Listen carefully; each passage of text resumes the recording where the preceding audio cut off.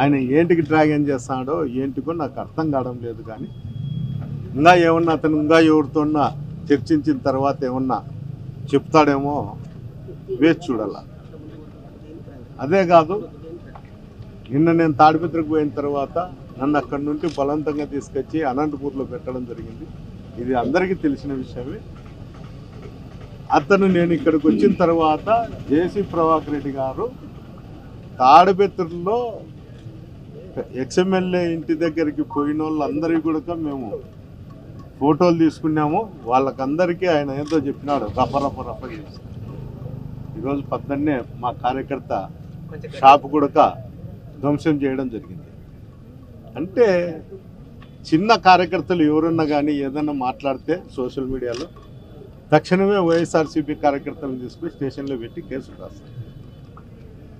ఒక municipal chairman, ex-MLA, అతను పబ్లిక్గా ఇక్కడ పోలీస్ వ్యవస్థ లేదు, నేను చెప్తేనే జరుగుతుంది అనే ధోరణిలో అతను మాట్లాడతా అందరినీ కూడా నేను దాడి చేస్తా అన్నట్టు దాడి చేయిస్తాడు. వీళ్ళ మీద చర్యలు తీసుకోరా.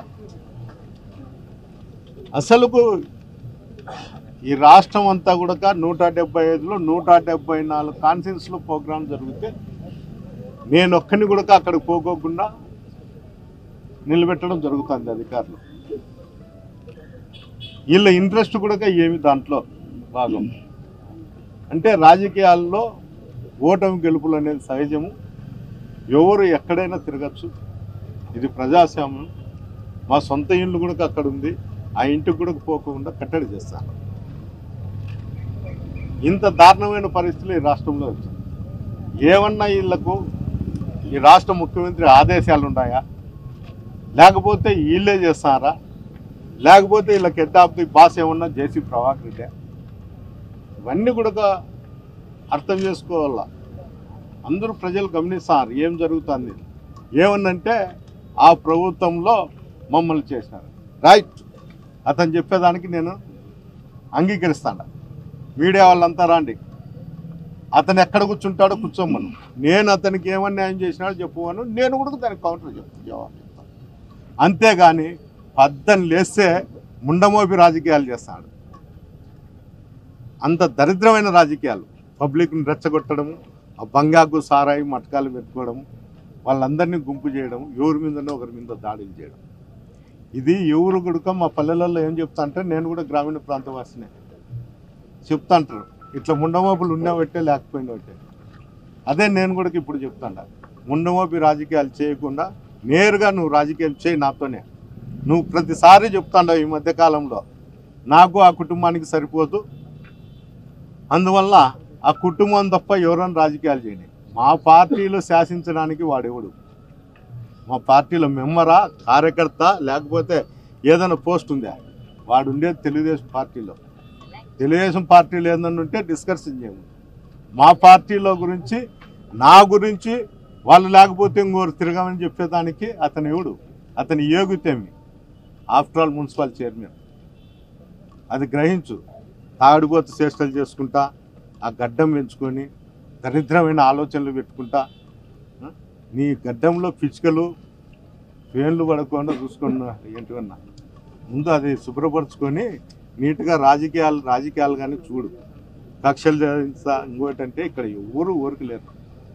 నువ్వు ఏ దానికి రెడీ అయినా కూడా దానికి మేము రెడీగా. హీరోగాడు వస్తాడు, వానెంబడి వచ్చినారు చూడే మా కార్యకర్త రఫా ఏం చెప్తారా? మేమే సరెండర్ అవుతామంటున్నారు, మా ఇండ్ల కాడికి వచ్చి మా వన్ రూమ్ల వరకు పోయి పెద్ద మనుషులు ఎవరికైనా చెప్తారా? ఇవే స్టేట్మెంట్లు ఇచ్చేది. 4 సంవత్సరాలు ఉంటే కొత్త జైలు కట్టుకున్నా నాకు పడకల్లారా? ఏమేం మాట్లాడతారా? నోరు పోసుకొని ఉంటే నేను వాడి గురించి మాట్లాడతాను, మీ గురించి ఒక్క రోజు మాట్లాడలేదు. మీరు వద్దు, మాకు వద్దు. ఏం కార్యకర్తలు ఉండాలి, అదికి ఇదికి ఉండాలి. పొద్దున్నే చూడండి మా వాళ్ళు, నేను ఎంత గట్టిగా పట్టుకొని కూర్చుండే. నేను కూడా ఊరు పోతానన్నా, నేను టూర్ పోతానా, నాకేం సంబంధం లేదు. రఫా రఫా రఫా రఫా మీరు 4 సార్లు అన్నారు. పొద్దున్నే చూడండి, పొద్దున్న చూడండి. అందుకే నన్ను ఊరికి పంపిస్తాను. పోతున్నా వాడి దగ్గర వచ్చి వాడికి సాయం చేసిన కదా మేము రఫా రఫానే. మా కార్యకర్తలు అంటున్నారు చూసుకోండి. లిస్ట్ ఉందప్ప, ఆల్రెడీ లిస్ట్ ఉంది. మీ ఇండ్ల కాడ ఆడోళ్ళు మొగోళ్ళు కూడా చూసుకోరు.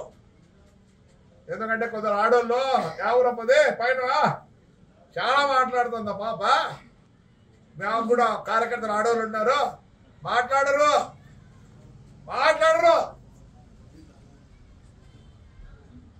భద్రంగా ఉండండి. ఏంటికి పాపాడు చంద్రబాబు నాయుడు మంచోడు, నా కాన్స్టిట్యూన్సీ వరకు ఉండదు. మేము బాధలు పడినాం, జైల్లోకి పోయినాం, అన్నీ పోయినాయి. ఆడపిల్లలు కూడా జైలు పోయినారు. రేపు నుంచి వేరే వాడి ఇంటికాడికి వాడితో వాడి వచ్చిన వాళ్ళకు